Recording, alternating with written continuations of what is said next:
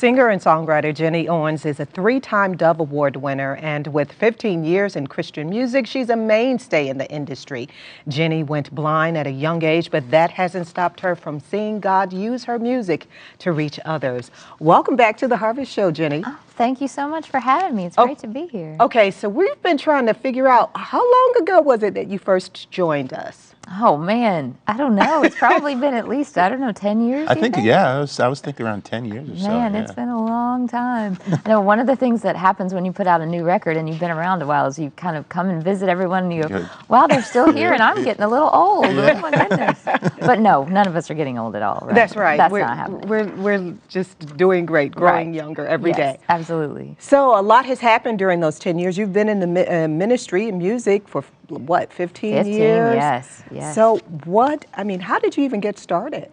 You know, I got started because I got overheard by someone at church. It was really kind of one of those crazy stories. I actually thought I was going to be a high school music teacher. That's what I went to college for. And just after college, it was a very interesting time because I found over and over as I'd go for interviews that school administrators were very terrified of the idea of hiring a blind teacher for their classrooms. They just weren't sure if I could manage it.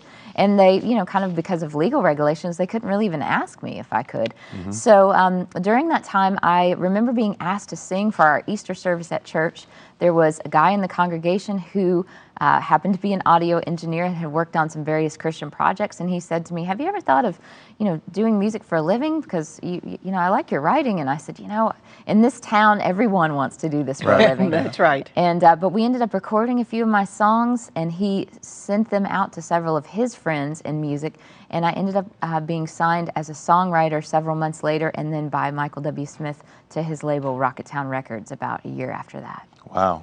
That's a good start. I know, right? It's pretty fun just because I'm probably the only person in Nashville that ever really wanted a teaching job and got a record deal instead. Wound up with a record deal. I hear that a lot. Such a good point. But, you've gone on, you've taught school though, right? I have taught school. In the last few years, I have gone back to my alma mater, Belmont University, and been able to teach some classes as an adjunct professor in the songwriting department, and that's been a lot of fun.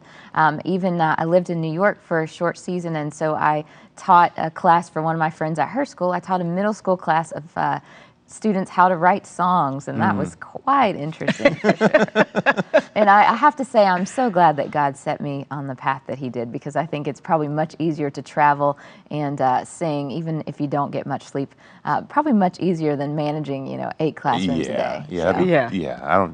I wouldn't envy that. I don't envy those people at all. No. Tell us a little bit about I Know a Secret, the release that we're talking about today, even just the title. So I Know a Secret, the whole record and the song was really inspired by my study of the book of Philippians. And when I first began to read Philippians, I found, it has verses like, rejoice in the Lord always, and, let your gentleness be evident to all, and when you go and pray with thanksgiving. And I thought, well, these are really positive, encouraging, hopeful verses. And then as I realized that Paul wrote this letter to the Philippian church from his prison cell, I was very moved to just go, what kind of faith is this that Paul had? And I found verse, Philippians 4:12, that says, I know the secret of being content in any and every situation, whether living in plenty or in want, whether well-fed or hungry. And of course, Paul goes on to say, I can do everything through him who gives me strength.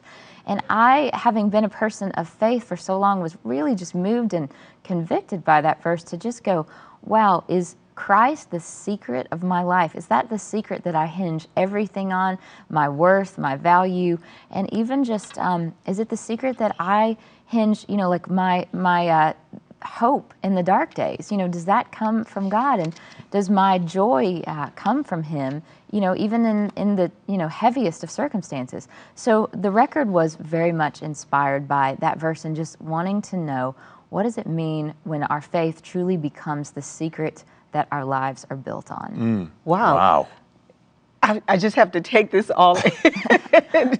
I think, Stephen. That's deep. I know, right? I think she's a singer and songwriter. And a theologian. That's right, and a bootleg preacher. Is that? Well, So do you kind of do that on the side? Talk about some of the cuts on the CD. In This Darkness, No Borders, All Things. Oh, yeah. So In This Darkness was a song that was inspired during a season when, you know, a lot of times the seasons of my life parallel the seasons that I see going on in the lives of people that are coming to my concerts and in the lives of close friends. In that, you know, there's a lot of heaviness in the world. And when I wrote In This Darkness, I was had several friends whose family members had cancer. I had also been through that with my mom and with a wonderful cousin who I love dearly, and had just watched just how devastating those circumstances can be.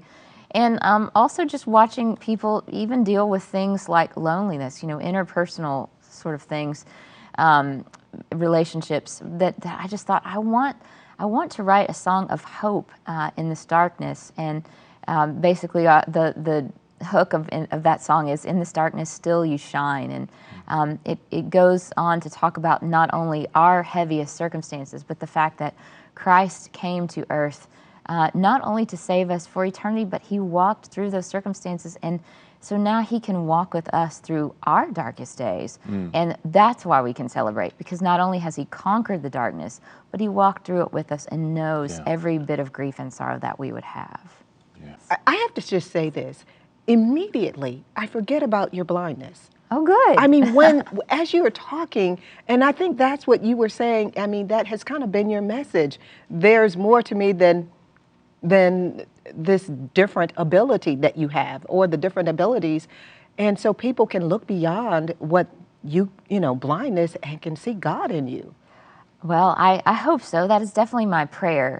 You know, one of the beautiful things, one of the beautiful opportunities I have in my line of work is that I get to educate people about disabilities, and specifically about blindness, that, you know what, I'm not a three-headed monster. I am a person just like you. I have thoughts and feelings and go about my life. But I hope that also I can help, you know, people to kind of see past the blindness and to see to what God has, you know, enabled me to do. You know, we all have something in our lives, in our circumstances that you know are sort of challenges or handicaps to all of us. It's just that some of us have ones that are more visible maybe than others. So amen to that. To connect with Ginny, go to GinnyOwens.com, or you know the drill. You can go to harvest-tv.com. And still to come, Ginny will perform another song from her new CD, I Know a Secret. Harvest will be right back.